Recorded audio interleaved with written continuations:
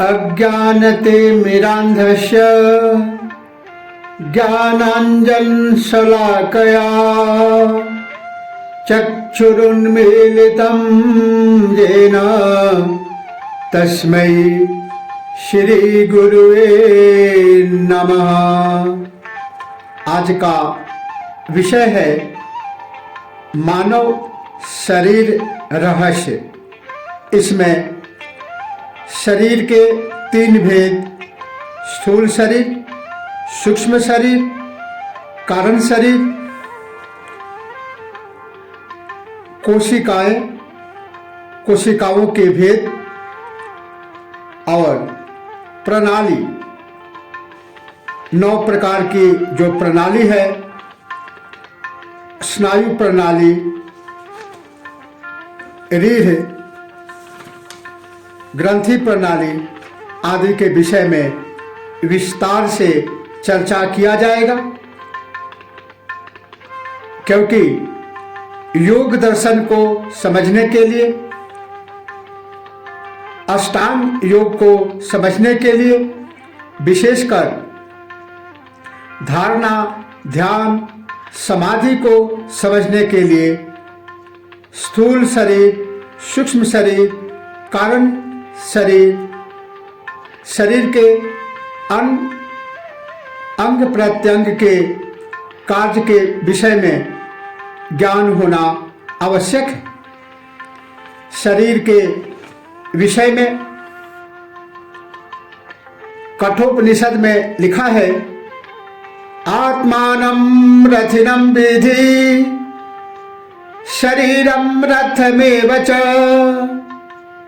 इंद्रियाणि हयानहु मनः प्रग्रहमेव च। अर्थात इस शरीर में सबसे मूल्यवान आत्मा है, वही इस शरीर रूपी रथ का मालिक है।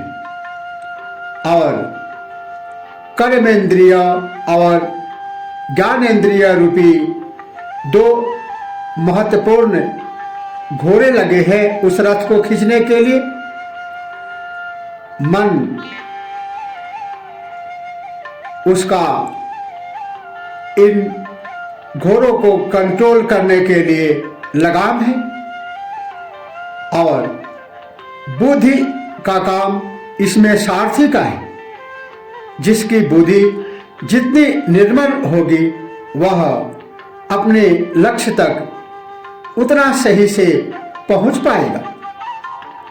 श्रीमद् भागवत गीता अध्याय 13 श्लोक 1 भगवान कृष्ण ने भी इस शरीर के महत्व को बताते हुए कहा है, इदं शरीरं कौन्तेय क्षेत्रमित्यभिधीयते एतद्यो वेति तं प्राहुः क्षेत्रज्ञ इति तद्विदः। अर्थात श्री कृष्ण अर्जुन से कहते हैं, हे अर्जुन, यह शरीर क्षेत्र के समान है, जो इसे जानता है उसे क्षेत्रज्ञ कहते हैं।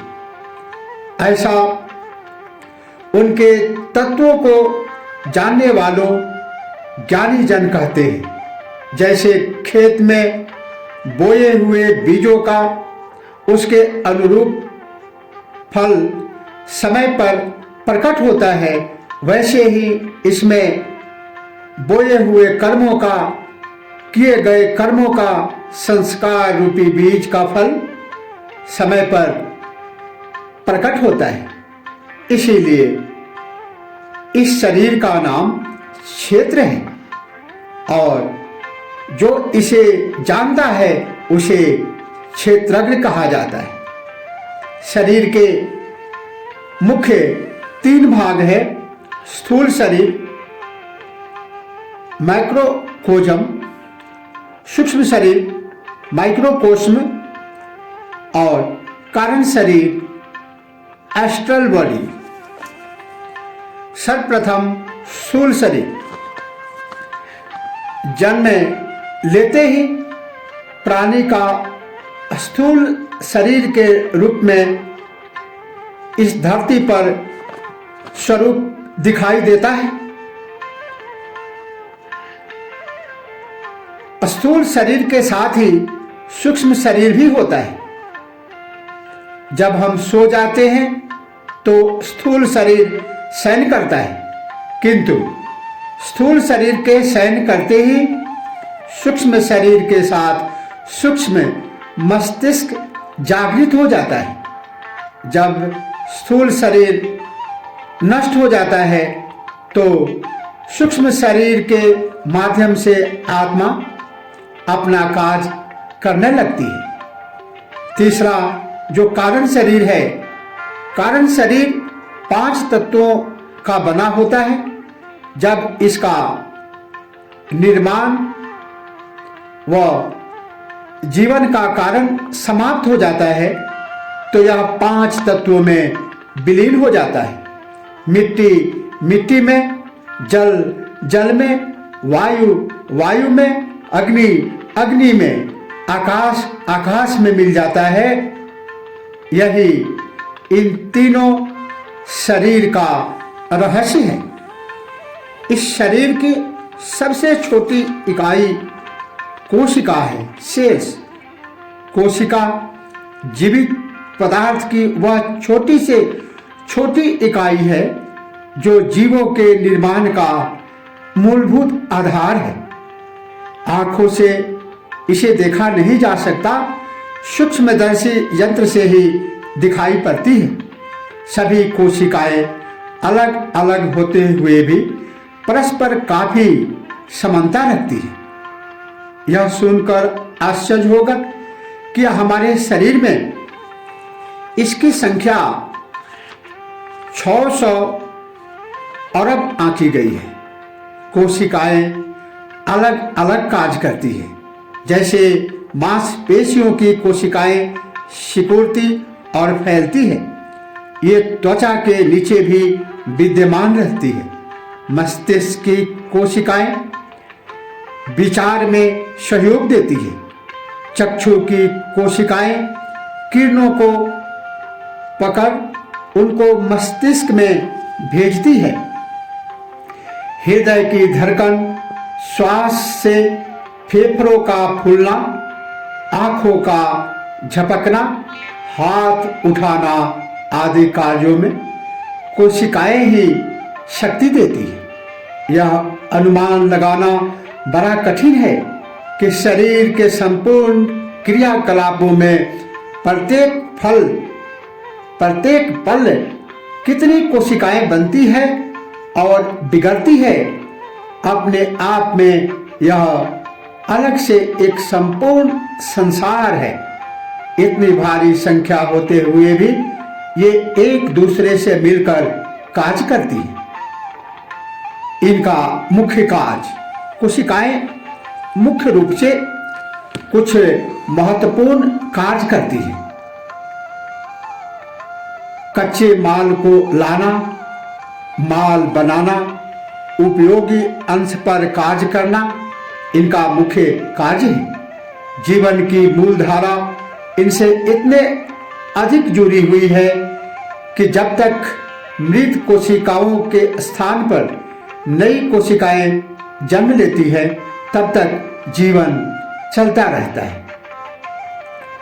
पतली लचीली कोशिका झिल्ली, कोशिका द्रव्य, माइटोकॉन्ड्रिया, नाभिकीय झिल्ली, नाभिकीय द्रव्य, रिक्तिका, सेंट्रोसोम, ये कोशिका के मुख्य भेद है।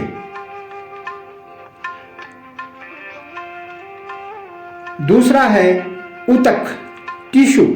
कोशिकाओं के समूह को ऊतक कहते हैं जो केवल एक प्रकार का निश्चित कार्य करते हैं। अभी ऑर्गन के विषय में बात करेंगे।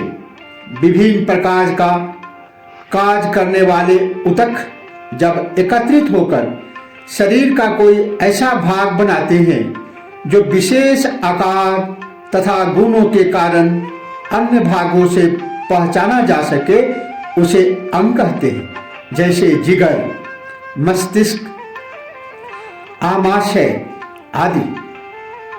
अभी प्रणाली के विषय में चर्चा करेंगे। सिस्टम, कई अंग परस्पर मिलकर जब एक प्रकार का कार्य करते हैं, उनके इस कार्य को प्रणाली अथवा तंत्र संस्थान कहते हैं या सिस्टम कहते हैं। हमारे शरीर में 9 प्रकार की प्रणालियां कार्य करती हैं। योग की विभिन्न क्रियाओं के फलस्वरूप कोशिकाओं के नष्ट होने की क्रिया कम तथा निर्माण की क्रिया अधिक हो जाती है। दीर्घकाल तक यौवन बनाए रखने का यह एक महत्वपूर्ण रहस्य है। स्नायु प्रणाली, नर्वस सिस्टम, मस्तिष्क, ब्रेन के विषय में विशेष रूप से चर्चा करेंगे।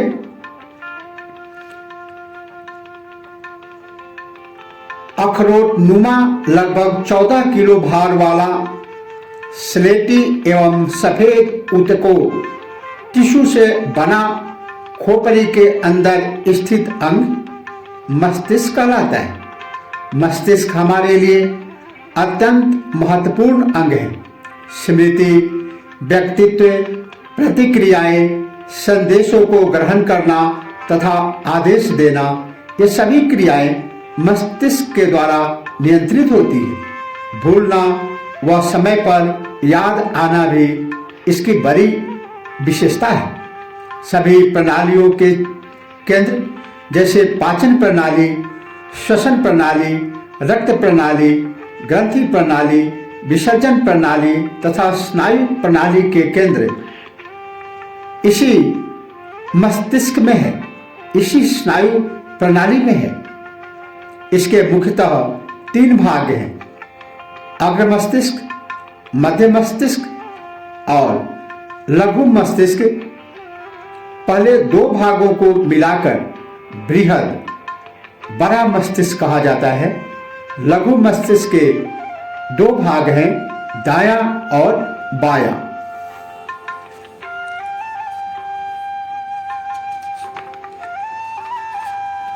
लघु मस्तिष्क, इसे अंग्रेजी में सेरेबेलम, दायां मस्तिष्क शरीर के बाएं भाग को तथा बायां मस्तिष्क शरीर के बाएं भाग को नियंत्रित करता है। हमारे शरीर में 2 के कई जोड़े हैं, जैसे 2 एड्रिनल ग्रंथियां, 2 गुर्दे, 2 फेफड़े, 2 मस्तिष्क आदि। इस मस्तिष्क से मुख्यतः गति संचालन, सामंजस्य, चलना फिरना, श्वास लेना आदि ऐसी क्रियाएं संपन्न होती हैं कि जिन पर ध्यान देने की जरूरत नहीं पड़ती। बृहद मस्तिष्क सेरेब्रम, इसे प्रमस्तिष्क भी कहते हैं। इसमें अग्र व मध्य मस्तिष्क दोनों शामिल हैं। इसके अंतर्गत चेतना भाव, विचार, उद्गार तथा अन्य भागों के कार्यों पर नियंत्रण, इच्छाओं पर नियंत्रण जैसे कार्य आते हैं। इसका एक भाग प्रभावित होने से सभी भागों को घटना क्रम की जानकारी हो जाती है, क्योंकि इसका क्षेत्र नाड़ी कोशिकाओं द्वारा एक दूसरे के साथ भली प्रकार से जुड़ा रहता है। इसके अस्वस्थ होने पर अन्य अंग भी शिथिल एवं निर्जीव हो जाते हैं। ज्ञानेंद्रियों एवं मांसपेशियों की गतिविधियां बृहद मस्तिष्क के अंतर्गत आती है।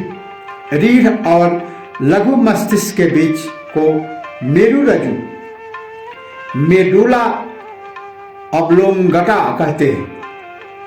इसके माध्यम से सभी संदेश शरीर में भेजे व प्राप्त किए जाते हैं। मस्तिष्क के लिए थका, क्रोध बनाना, आघात एवं क्षति पहुंचाना घातक है। इनका दूषित प्रभाव समूचे शरीर पर पड़ता है। उपरयुक्त सभी बातें मेडिकल साइंस के अनुसार है। हमारे ऋषि मुनियों ने इससे भी गहन अनुसंधान किए हैं। मस्तिष्क से परे मन को खोजा है, जिसकी प्रक्रिया इस प्रकार है।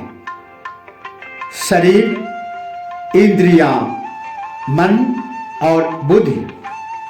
मन विचार को बुद्धि के अनुमोदन के लिए भेजता है। बुद्धि की स्वीकृति के उपरांत मन इंद्रियों को यथावत आदेश देता है। इंद्रियां शरीर के आवश्यक अंगों को इसकी पूर्ति के लिए सक्रिय करती है। इंद्रियों का यह व्यापार कैसे चलता है, आइए विचार करें। आंख देखकर वस्तु को मन के अर्पण कर देती है। मन बुद्धि से इसकी स्वीकृति लेता है और पैरों को उस स्थान पर जाने के लिए आदेश देता है। हाथों को आदेश मिलता है कि छूकर उस वस्तु की गुणवत्ता को परखें। जीभ को चक्कर बताने का कार्य दिया जाता है। कानों को शब्दों के माध्यम से उसी वस्तु के गुणों को ग्रहण करने का काम सौंपा जाता है। इस प्रकार एक ही वस्तु को पाने के लिए यथावत इंद्रियों का सहयोग लिया जाता है। यह कार्य कितने समन्वय एवं स्फूर्ति से किया जाता है, यह कल्पना करना कठिन है। पर वस्तु के मिलने के बाद एक संतोष मन में आता है, जिससे सुख का अनुभव होता है। वह भी जब वस्तु प्राप्ति के पश्चात उस वस्तु के पाने की इच्छा न रहे तब। आप एक बात पर ध्यान दें कि सुख वस्तु की उपलब्धि में नहीं, वरन उसकी कामना के त्याग में है। रीढ़, स्पाइन। रीढ़ हमारे मस्तिष्क का ही विस्तार है। यह लगभग 45 सेंटीमीटर लंबी होती है। इसमें 33 गोटियां वर्टेब्रेट होती है। इनके बीच में एक एक गड्डी रहती है, जिससे झटके सहने की क्षमता बनी रहती है। यह 3 परत के कवच से सुरक्षित है।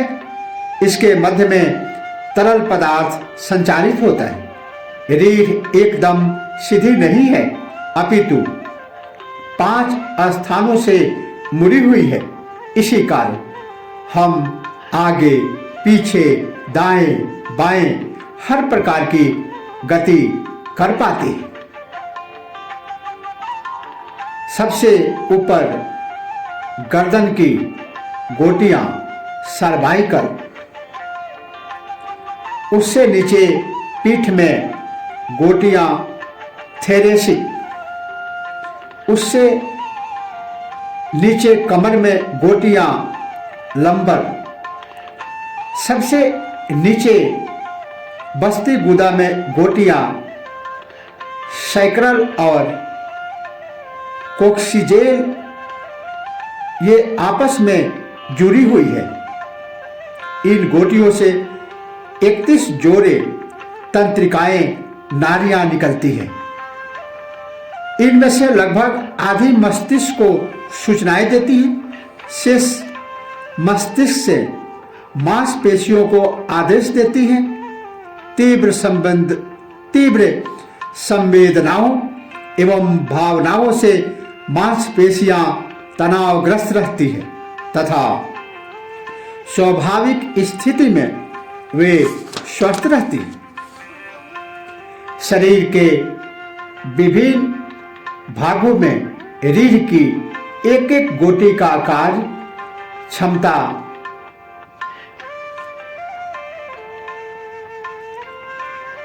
इस प्रकार है। सर्वाइकल क्षेत्र मेरु तंत्रिका तंतुओं का शारीरिक कार्य क्षेत्र। C1 सिर, पीयूष ग्रंथि, खोपड़ी, मस्तिष्क, चेहरे की हड्डियां, अंदर का कान, अनुकंपित तंत्रिका प्रणाली आदि में रक्त का पहुंचाना C1 गोटी का काम है। C2 गोटी का काम आँख, दृष्टि तंत्रिकाएं, ऑप्टिक नर्वस, श्रवण तंत्रिकाएं, घ्राण तंत्रिकाएं, कान के पीछे की उभरी हुई हड्डियां, जिह्वा, माथा, ये C2 गोटी का क्षेत्र है। C3 गाल, बाहरी कान, दांत, त्रिपक्षीय तंत्रिका, नाक आदि का काम है। C4 होठ, मुंह, मध्य कान को फेरिंग्स से जोड़ने वाली नली का क्षेत्र है। इस प्रकार से पूरे शरीर में इन तंत्रिका, सर्वाइकल क्षेत्र, मेरु तंत्रिका तंतुओं का शारीरिक कार्य क्षेत्र फैला हुआ है। आसनों में रीढ़ को कभी हम आगे, कभी पीछे, कभी श्वास भरकर तो कभी श्वास निकालकर गति देते हैं। दूसरे आसनों में रीढ़ को दाईं व बाईं ओर गति देते हैं, तो किसी आसन में मध्य से नीचे दाईं ओर, मध्य से बाईं ओर मोड़ते हैं। कुछ ऐसे आसनों में इसे पृथ्वी से लगाने का प्रयास करते हैं, कभी इसे पृथ्वी के समानांतर तो कभी लंबवत अवस्था में रखते हैं। इस समग्र क्रियाओं का प्रभाव रीढ़ की गोटियों पर, इनके बीच की गद्दियों पर तथा इसकी मूल स्नायुओं पर आता है, जिससे रीढ़ लचकदार एवं पुष्ट बनी रहती है। इतना ही नहीं, इस पर स्थित 5 प्राण वितरण के केंद्र भी प्रभाव में आते हैं। इस प्रकार सारा शरीर, सिर से लेकर पैर के अंगूठों तक, हड्डियां, मांसपेशियां, रक्त परिभ्रमण, स्नायुमंडल तथा अन्य सभी प्रणालियां प्रभावित होती हैं और प्रत्येक अंग प्रत्यंग में प्राण का संचार समान रूप से होता रहता है। ऊपर का सारा विवरण रीढ़ का स्थूल रूप से वर्णन है, परंतु शरीर में कुछ ऐसे चक्र और नाड़ियां हैं जो सूक्ष्म हैं। यहाँ यह जानना आवश्यक है कि ये नाड़ियां धमनियों तथा शिराओं की तरह दिखाई नहीं पड़ती। इन नाड़ियों से प्राणिक ऊर्जा शरीर के विभिन्न भागों में पहुंचती है।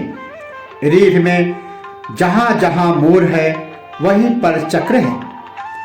जहां पर इन नाड़ियों का संगम है, आप रीढ़ के 5 मोरों को भली प्रकार समझ सकते हैं। ये चक्र उन स्थूल केंद्रों के निकट है जिन्हें डॉक्टर पहचानते हैं। इन सूक्ष्म केंद्रों से सूक्ष्म नाड़ियां, सूक्ष्म नाड़ियों से स्थूल केंद्र, स्थूल केंद्रों से शिराएं एवं धमनियां प्रभावित होती हैं। प्राणायाम में इनकी विस्तार पूर्वक चर्चा की गई। स्थूल शरीर को प्रभावित करके हम इन सूक्ष्म केंद्रों को भी प्रभावित कर सकते हैं। ये नाड़ियां संख्या में बहुत अधिक हैं। इनमें से 3 प्रमुख हैं: ईरा नाड़ी, पिंगला नाड़ी तथा सुषुम्ना नाड़ी। ये शरीर में क्रमशः ठंडक, गर्मी और संतुलन रखती है। योग विज्ञान में इन सभी नाड़ियों को शुद्ध करके प्राण को सुषुम्ना नाड़ी, रीढ़ के मध्य भाग में जो जाती है, उसको प्रभावित करने की क्षमता प्राप्त होती है। इससे इसकी सुप्त प्रतिभा जागृत होती है। अभी मन के विषय में विस्तार से चर्चा करेंगे। माइंड। यहां मन की कुछ सामान्य जानकारी के लिए स्थूल शरीर और मन के बीच प्राण को समझना होगा। स्थूल शरीर और मन के बीच प्राण है जो दोनों को प्रभावित करता है। मस्तिष्क और मन में यह अंतर है कि मस्तिष्क स्थूल है और मन सूक्ष्म है। मस्तिष्क की चीर-फाड़ हो सकती है, उसका आकार है, मन की चीर-फाड़ नहीं हो सकती। विचारों का जहां आदान प्रदान होता है, संकल्प विकल्प उठते हैं, वहां मन है। संवेदनाएं अनुभव करके उनको शरीर के विभिन्न भागों में नाड़ियों के द्वारा भेजना इसका काम है। मस्तिष्क सो जाता है परंतु मन को विश्राम का। राम काज किए बिनु मोहे कहा विश्राम। ये अनवरत सोने के बाद भी जगता रहता है। योग में मन के 3 भाग स्वीकार किए गए हैं, चेतन मन, अचेतन मन तथा अवचेतन मन। इसकी थोड़ी सी शक्ति को ही हम काम में ले पाते हैं। अधिकांश शक्ति बिना प्रयोग में आए ही रह जाती है। केवल योगाभ्यासी ही इसकी अपार शक्ति का अनुभव करके इसका उपयोग कर पाते हैं। मन इतना सूक्ष्म है कि इसकी लंबाई चौड़ाई मापी नहीं जा सकती। यह सूक्ष्म तरंगों से बना पदार्थ है। क्रोध में यह अंधकार में द्वेष रूप धारण करता है। लोभ में रागात्मक वृत्ति से ओतप्रोत रहता है। किसी भी अदृश्य वस्तु को मन की आंखों से देखा जा सकता है। स्वप्न मन का ही खेल है, क्योंकि शरीर के सो जाने पर भी यह जागता रहता है। मन में विभिन्न भाव आते रहते हैं। कुशाग्रता, वीरता, शांति, छल इत्यादि। छोटे से छोटे तथा बड़े से बड़े आकार को यह ग्रहण करने में समर्थ है। यही एकमात्र ऐसी चीज है जो शरीर के अंदर बाहर विचरण करती है। इच्छा, विचार और क्रिया, ये मन की 3 प्रक्रिया है। हर समय बदलने का इसका स्वभाव है। चंचल मन से सभी परेशान हैं। जागृत में यह मन बाहरी वस्तुओं से प्रभावित होता है। स्वप्न में अपने आप ही संसार की रचना करता है। सुषुप्ति में इसका अस्तित्व नहीं है। आत्मा जब अन्यत्र देखता है तो मन कहलाता है। बाहरी वस्तुओं का आकर्षण इसमें इच्छाएं, कामनाएं पैदा करता है। साधना काल में इन्हीं वृत्तियों का नियंत्रण अपेक्षित है। इन्हीं वृत्तियों को नियंत्रित करने के लिए महर्षि पतंजलि ने कहा, योगस् चित्त वृत्ति निरोधः। मन के अतिरिक्त अभी ग्रंथि प्रणाली पर चर्चा करेंगे। ग्लैंडुलर सिस्टम शरीर में कुछ ऐसे अंग हैं जो रस उत्पन्न करते हैं। इन्हें ग्रंथियां अथवा ग्लैंडुलर सिस्टम कहते हैं। इनके मार्गों के अनुसार इनके 2 भागों में बांटा जा सकता है। वाहिनी युक्त ग्रंथियां, डक्ट ग्लैंड्स ये ऐसे स्राव बनाती हैं जो शरीर के स्वास्थ्य निर्माण में सहायक है, जैसे लार, पित्त तथा अग्नाशय रस आदि।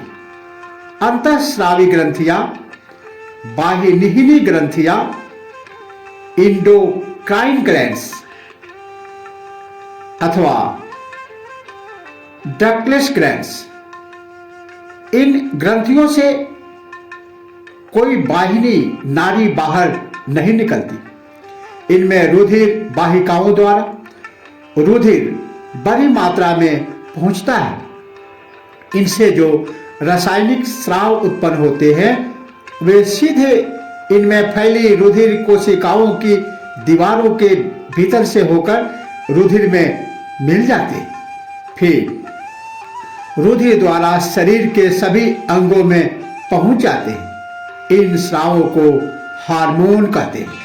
शरीर के लिए इसकी अत्यंत आवश्यकता है।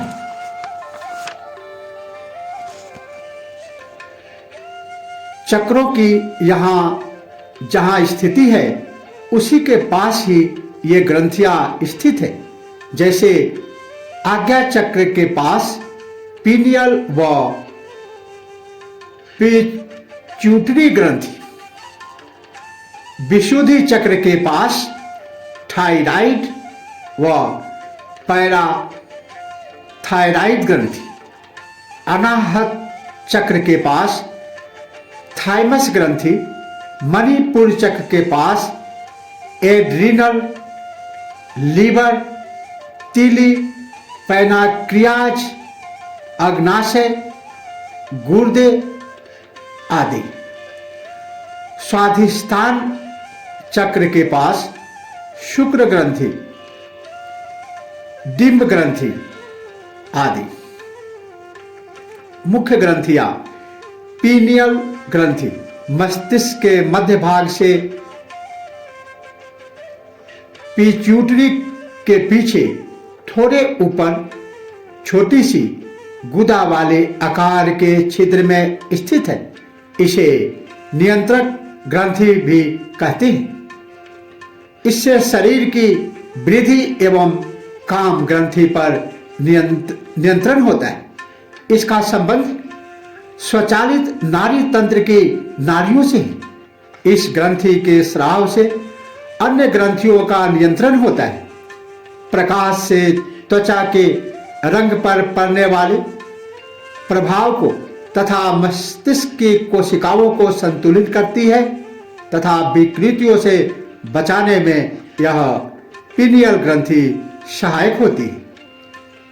इस ग्रंथि को प्रभावित करने के मुख्य साधन है ध्यान, सूर्य नमस्कार की पहली व 12वीं स्थिति, शशांक आसन, शीर्षासन। दूसरी ग्रंथि है पिट्यूटरी ग्रंथि।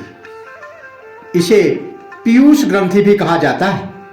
मस्तिष्क के आधार में स्थित हाइपोथैलेमस स्नायुविक केंद्र से जुड़ी हुई यह ग्रंथि खोपड़ी के अंदर स्थित है। यह ग्रंथि एक दूसरे के सहयोग से कार्य करती है। जब दूसरी ग्रंथियां काम बंद करने लगती है तब यह ग्रंथि सक्रिय हो जाती है। जब दूसरी ग्रंथियों के हार्मोन्स बढ़ जाते हैं तब यह ग्रंथि अपना स्राव कम कर देती है।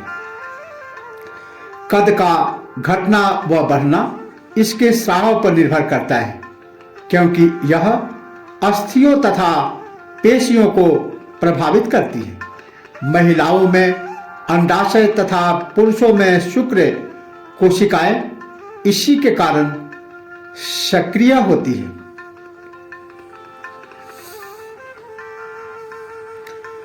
माता तथा शिशु के प्रसव काल के बाद स्तनों में दूध इसी के कारण उतरता है।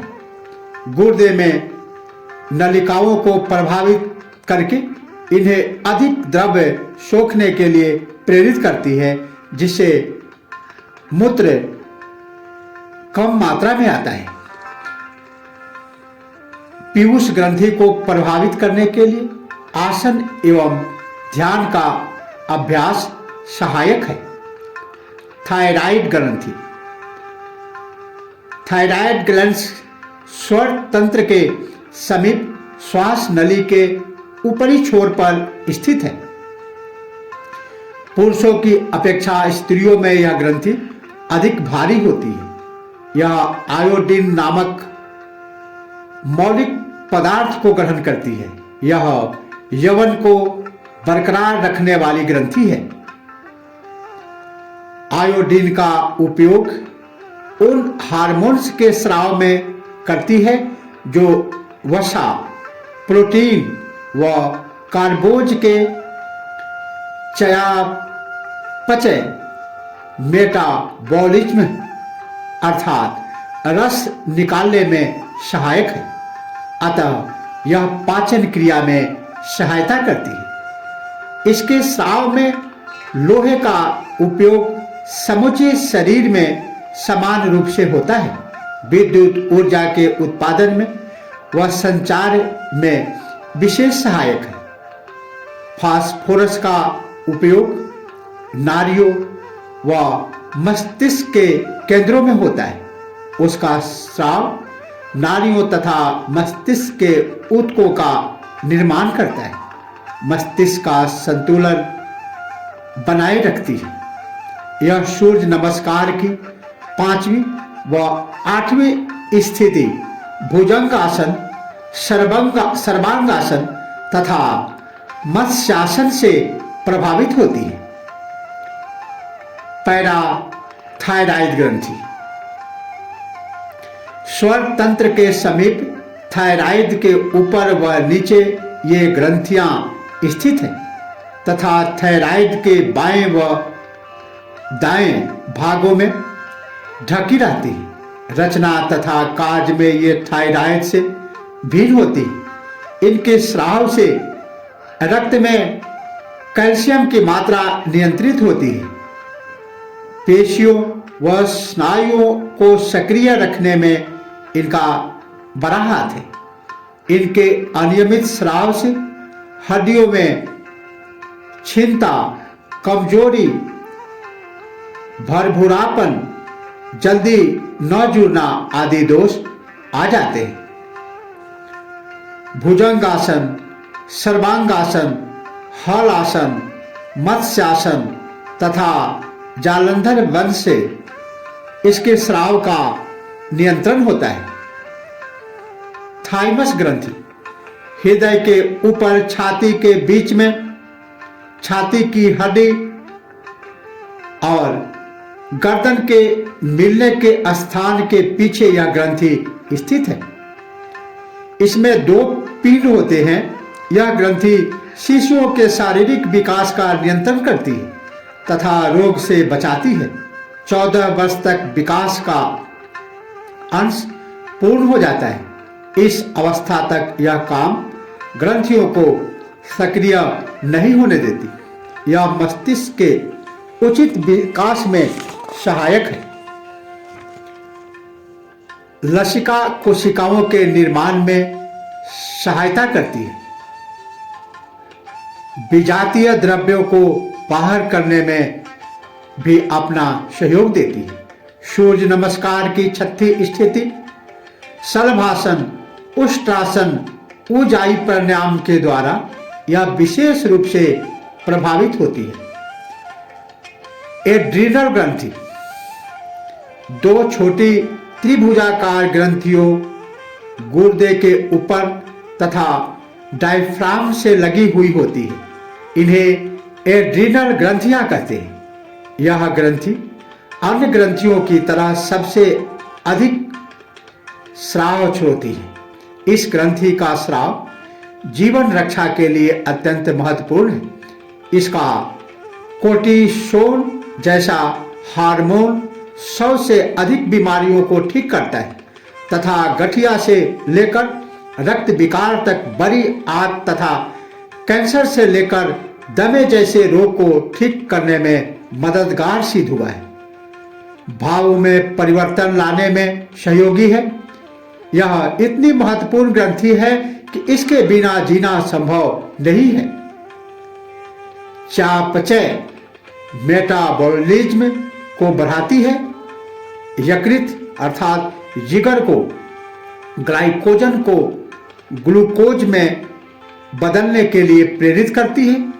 त्वचा एवं आंतरिक अंगों में धमनियों की शाखाओं को संकुचित करती है, लेकिन पेशियों तथा हृदय की धमनियों को विस्तृत करती है। अचानक खतरे में तथा आपातकालीन अवस्था में शरीर को सचेत करके भीतरी सुरक्षित शक्ति से इसका मुकाबला करने के लिए तैयार करती है। इस ग्रंथि को स्वस्थ रखने के लिए निम्नलिखित आसन प्राणायाम सहायक है। सूर्य नमस्कार की 7वीं स्थिति जानु शीरासन, पश्चिमोत्तासन, कोणासन, उष्ट्रासन, भुजंगासन, शलभासन, धनुरासन तथा मयूरासन। अग्निसार क्रिया सूर्यभेदी, कपालभाति व भस्त्रिका प्राणायाम यकृत, क्लोम, गुर्दे, यौन ग्रंथियां आदि को पाचन प्रणाली में भी सहायक। पाचन प्रणाली डाइजेस्टिव सिस्टम, हम जो भोजन करते हैं उसे रस में बदलना तथा उस रस को संपूर्ण शरीर में वितरित करना पाचन संस्थान डाइजेस्टिव सिस्टम का प्रमुख कार्य है। इससे शरीर पुष्ट होता है। जो विजातीय द्रव रह जाता है उसे निष्कासन क्रिया द्वारा बाहर निकाल दिया जाता है। पाचन के मुख्य अंग है आहार नाल। आहार नाल के अंग हैं मुख्य ग्रासनाल, पक्वाशय, अग्नाशय, छोटी आंत, उपांत्र, मलाशय, ग्रसनी, अमाशय, यकृत, पित्ताशय, अंधांत्र, बड़ी आंत, मलद्वार। पाचक रस छोड़ने वाली ग्रंथियां मुंह में स्लाइवरी ग्रंथियां, कान के नीचे व आगे पैरोटिड ग्रंथियां, जबड़े के नीचे सबमेडुलर ग्रंथियां, दो जीभ के नीचे सबलिंगुअल ग्रंथियां, अमाशय ग्रंथियां जो अमाशय में गैस्ट्रिक रस छोड़ती हैं, अग्नाशय ग्रंथि जो छोटी आंत से पहले भाग पक्वाशय में अग्नाशयी रस छोड़ती है, यकृत लीवर जो पक्वाशय में पित्त वाइल रस को छोड़ती है, आंत्र ग्रंथियां जो छोटी आंत में आंत रस उड़ेलती है। अभी भोजन की यात्रा। आहार नाल मुख से लेकर गुदा तक है। इसकी लंबाई लगभग 9 मीटर है। उसमें भोजन की यात्रा इस प्रकार होती है। दांतों द्वारा भोजन को पीस दिया जाता है। इसमें लाल ग्रंथियां राल सलाइवा मिलाती है जिससे ग्रास निगलने योग्य हो जाता है। जिह्वा इसका स्वाद चखती है। यह पिंड ग्रसनी में जीभ द्वारा ढकेला जाता है। यह ग्रास नली से अमाशय तक पहुंचाने वाली 25-30 सेंटीमीटर लंबी पेशीय नली होती है जो गर्दन में श्वास नली के पीछे से और वक्ष में श्वास नली तथा हृदय के पीछे से नीचे की ओर बढ़कर डायफ्राम को भेद कर अमाशय के कार्डियक सिरे तक पहुंच जाती है। अमाशय उदर में ऊपर की ओर डायफ्राम के नीचे होता है। अमाशय का द्वार एक कमजोर स्फिंक्टर अवरोधक पेशी के द्वारा बंद रहता है। इसी कारण हमारे नीचे झुकने पर भी अन्न अमाशय से उल्टा ग्रास नली में व मुंह में नहीं लौटता जब तक कि अमाशय की मांसपेशियां बहुत जोर से संकुचित न हो जाए, जैसा कि वमन में होता है जब हम उल्टी करते हैं, उस स्थिति में होता है। अमाशय में निम्नलिखित कार्य होते हैं। भोजन का मथना, जिससे कि वह छोटे छोटे कणों में टूटकर मुलायम हो जाए। भोजन को गैस्ट्रिक रस की सहायता से पचाना। अमाशय की दीवारों से एक प्रकार के अंतस्थ पदार्थ का निकालना।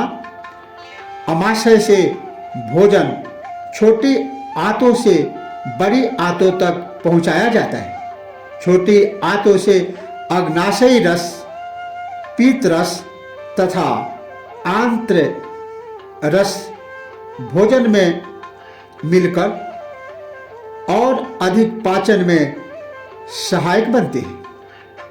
भोजन को यहाँ फिर गूंथा जाता है। छोटी आंतों के फैलने सिकुड़ने की क्रिया से प्रोटीन, कार्बोहाइड्रेट तथा वसा का शोषण होता है, अर्थात भोजन पचकर उससे रस निकलता है। यह रस संपूर्ण शरीर में रक्त वाहिकाओं द्वारा शरीर का समस्त कोशिकाओं तक पहुंचा दिया जाता है। अनपचा अंश बड़ी आंतों में ढकेल दिया जाता है। बड़ी आंत के 4 भाग हैं: आरोही बड़ी आंत, आरी बड़ी आंत, अवरोही बड़ी आंत और सिग्मोइड फ्लेक्सर। बड़ी आंत से विजातीय द्रव नियमित समय पर बाहर निकल जाता है। आहार नाल का यह अंतिम भाग है। अमाशय से छोटी आंतों और छोटी आंतों से कोलन में भोजन 6 घंटे तक एक स्थान से दूसरे स्थान पर भेजा जाता है। हल्का भोजन जैसे पेय, फल इत्यादि जल्दी और रोटी पर लगभग 6 घंटे क्रिया होती है। इस तरह सामान्यतः 17-18 घंटे में भोजन पचकर रस शरीर के लिए उपलब्ध होता है तथा विजातीय द्रव्य बाहर निकल जाता है। इसीलिए भोजन करने के नियम को बताते हुए आयुर्वेद शास्त्र में लिखा है, प्रातः सायं च बुद्धिमान। जो बुद्धिमान लोग हैं उन्हें सुबह और शाम को ही भोजन करना चाहिए। विशेष कुंजल क्रिया में हमारी आहार नाल का कंठ से लेकर अमाशय तक का भाग स्वच्छ होता है। शंख प्रक्षालन में कंठ से लेकर गुदा तक संपूर्ण आहार नाल धुल जाती है। आसनों की विभिन्न क्रियाओं में आहार नाल के भिन्न भिन्न भाग प्रभाव में आते हैं। अग्निसार क्रिया, कपालभाति, भस्त्रिका, ये छोटी बड़ी आंतों का विशेष रूप से शुद्धिकरण हो जाता है। अभी विषय है विसर्जन प्रणाली।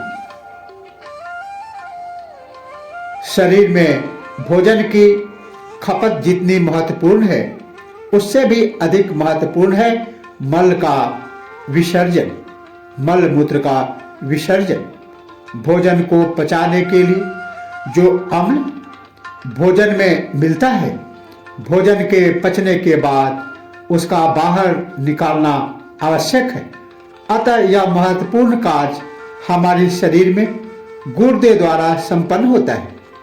गुर्दे किडनी डायफ्राम के नीचे कटी रेखा के ठीक ऊपर व पीठ की ओर शरीर की मध्य रेखा के दोनों ओर होते हैं। शरीर के रक्त का लगभग दुगुना भाग दिन भर में ये छानते हैं। आश्चर्य की बात है कि इस छानने की प्रक्रिया में रक्त के लाल कण, आवश्यक रक्त प्रोटीन, आवश्यक vitamin, amino acid, glucose, hormones रक्त से न छनकर रक्त में ही वापस लौटा दिए जाते।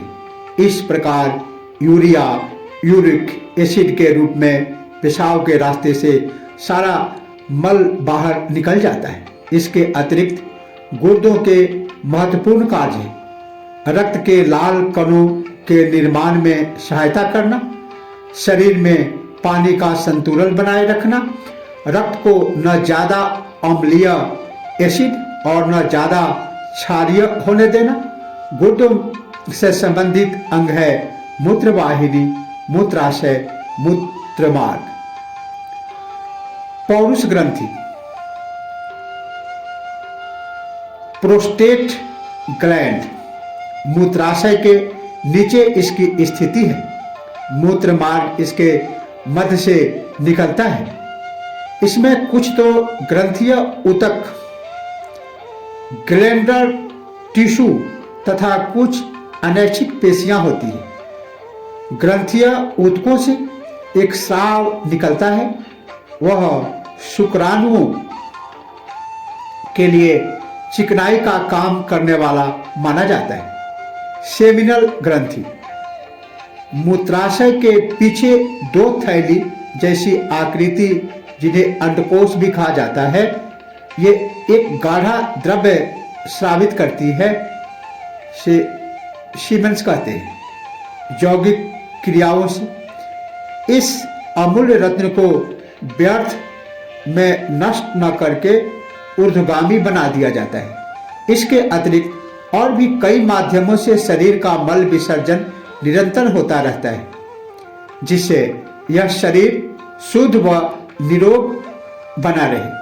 जैसे त्वचा से रोमकूपों द्वारा पसीना निकलना, मुख द्वारा कफ निकलना, आंखों द्वारा मल, रीढ़ का आंखों द्वारा मल रीढ़ का निकलना, कान द्वारा मैल का निकलना, नासिका द्वारा कफ तथा कार्बन डाइऑक्साइड के रूप में मल का विसर्जन होता है। योग में इस सभी निष्कासन अंगों की विसर्जन क्षमता को तीव्र किया जाता है, जिससे कि विजातीय द्रव्य शरीर में न रुकने पाए। सेमिनल ग्रंथि में वीर्य को शरीर में सुरक्षित रख ओज तथा तेज में परिणत कर दिया जाता है। श्वसन प्रणाली, अभी विषय है श्वसन प्रणाली। साधारणतः यह देखने में आया है कि भोजन के बिना कुछ समय तक जिंदा रहा जा सकता है, पानी के बिना उससे भी कम समय तक, तथा वायु के बिना बहुत थोड़े समय तक जीवन चलता है।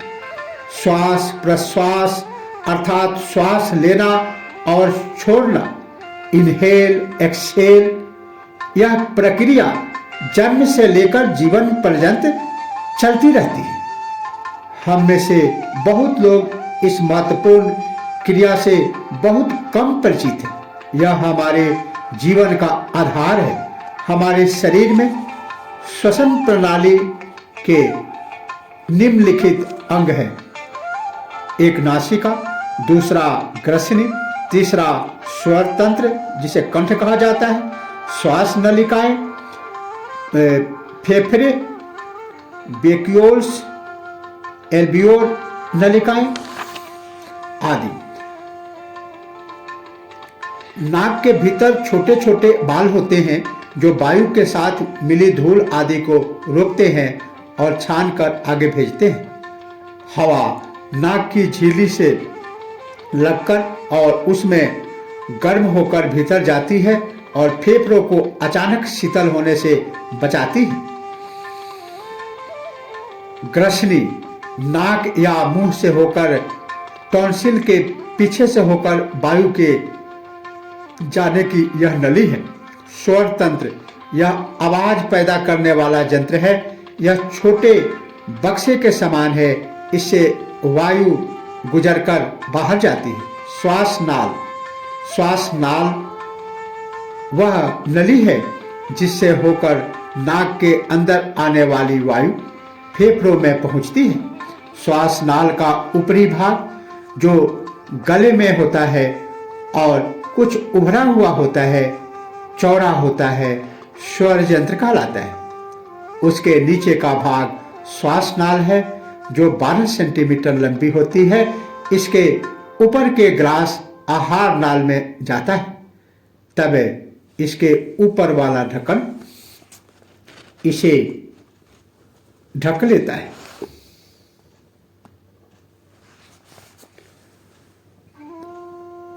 श्वास नलिकाएं बक्ष गुहा के ऊपरी भाग से पहुंचकर श्वास नाल 2 भागों में बंट जाती है। इसे श्वसनी भी कहते हैं। फेफड़े इन्हें फुफ्फुस भी कहते हैं। ये 2 होते हैं। बक्ष गुहा में छाती की हड्डी के दोनों ओर एक एक फेफड़ा स्थित रहता है। इन दोनों के बीच बाईं ओर हृदय स्थित है। फेफड़ों का ऊपरी भाग कुछ पतला है और नीचे का भाग चौड़ा। फेफड़ों का निचला भाग डायफ्राम, इनमें अनंत हवा की थैलियां हैं।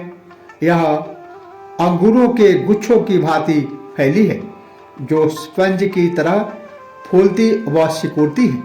प्रत्येक फेफड़े के ऊपर दोहरी झिल्ली के थैले चढ़े हुए हैं जिन्हें फ्लोरा कहते हैं।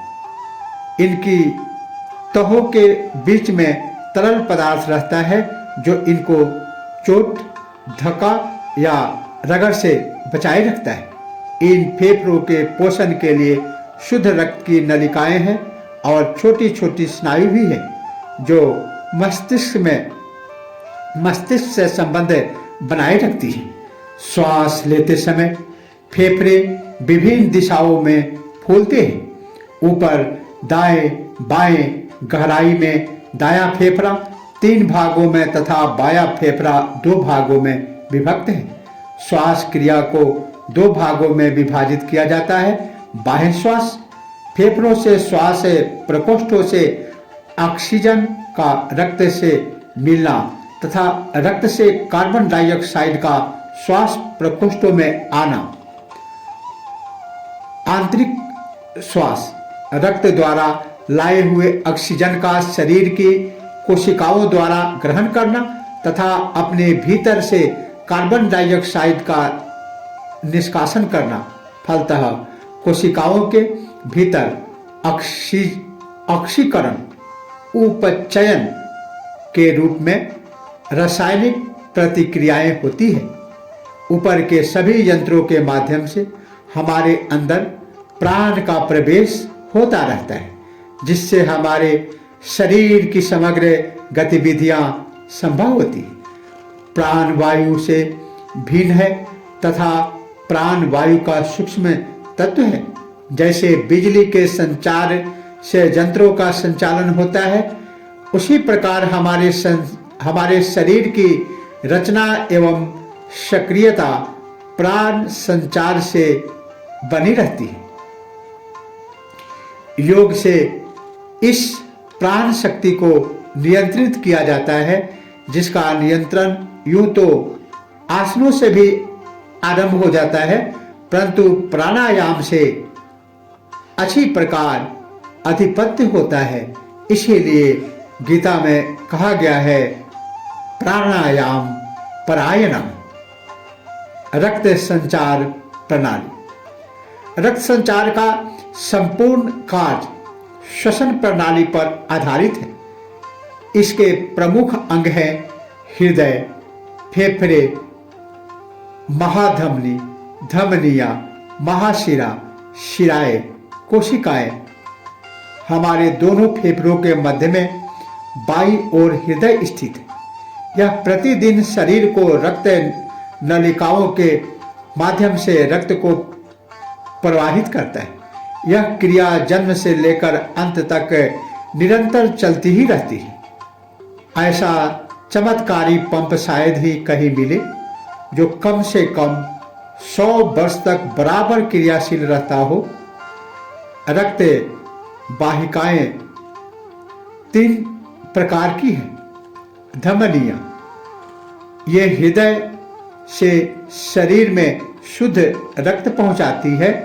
हृदय के संकुचन धड़कन के समय के द्वारा उत्पन्न दबाव धमनियों से बना रहता है।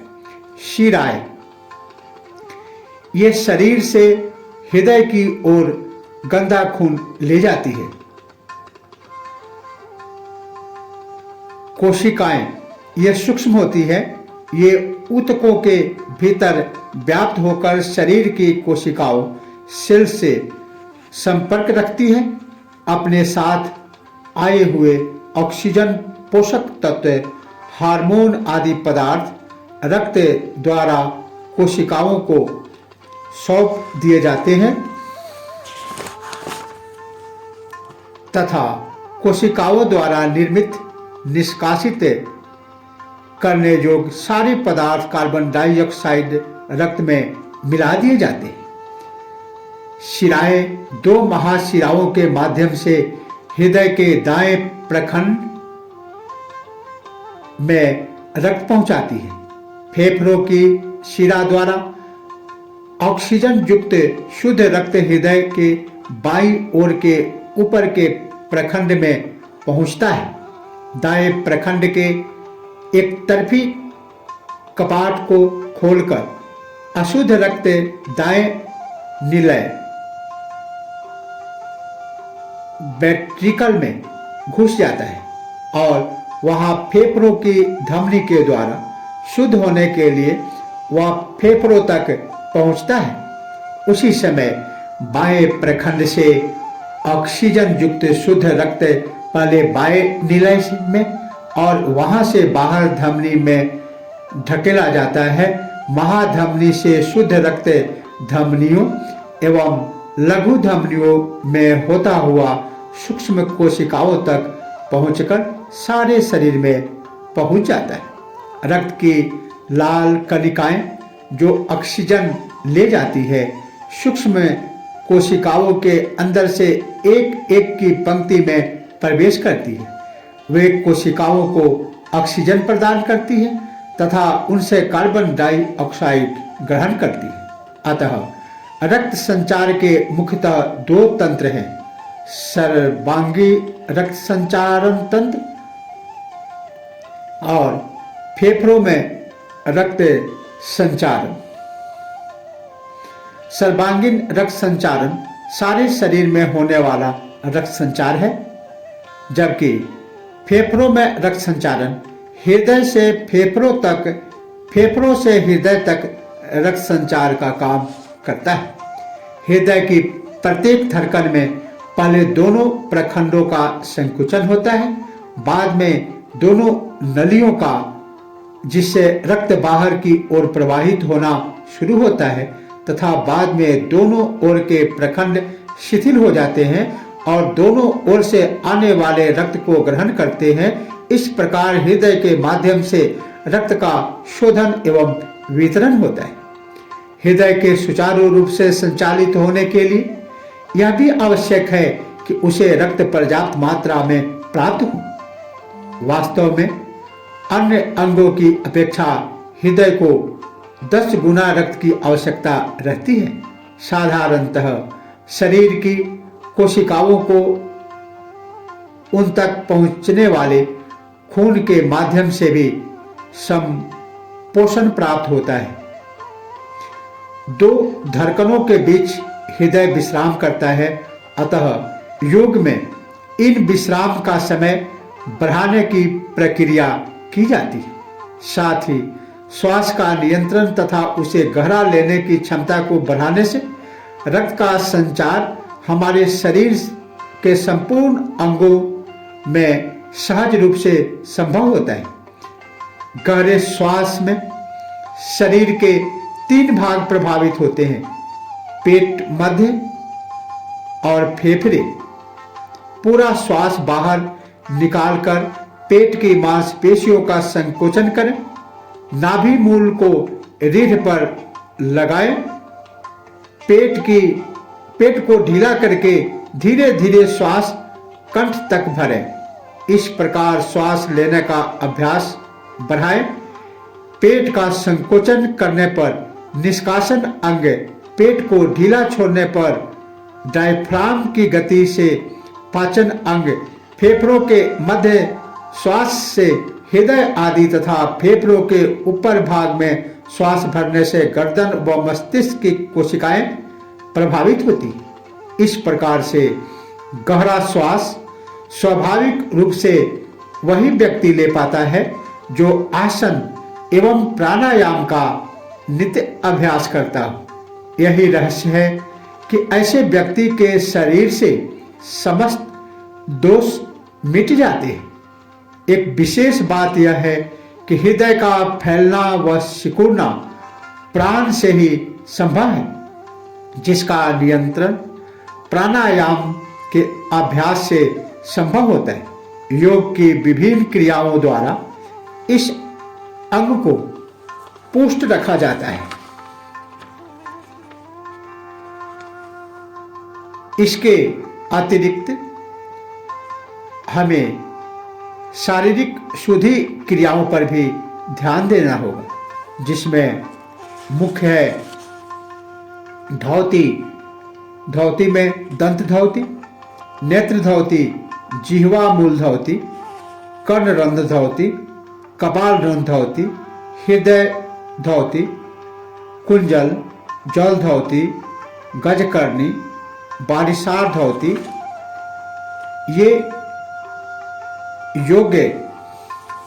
योग शिक्षक के दिशा निर्देश में ही इन शुद्धि क्रियाओं को करने का अभ्यास करना चाहिए। तो ऐसा है